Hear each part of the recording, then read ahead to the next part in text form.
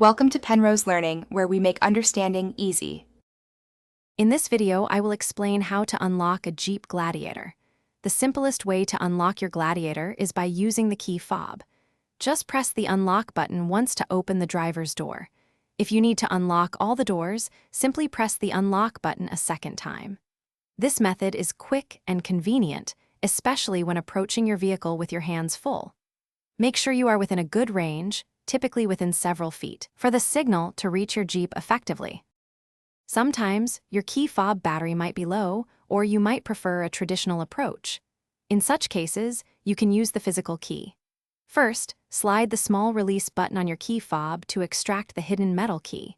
Then, insert this key into the keyhole on the driver's side door handle. Give it a firm turn clockwise to manually unlock the door.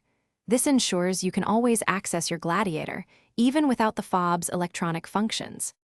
For added convenience, the Uconnect app offers remote unlocking capabilities. If you have an active Uconnect Services subscription, you can use your smartphone to lock or unlock your Gladiator from almost anywhere. Simply open the app, select your vehicle, and tap the unlock icon. In an emergency, like a dead battery or lost keys, a professional locksmith can safely open your vehicle without causing damage. They have specialized tools and expertise. After unlocking and entering your Jeep Gladiator, it is always a good practice to confirm its security when you leave.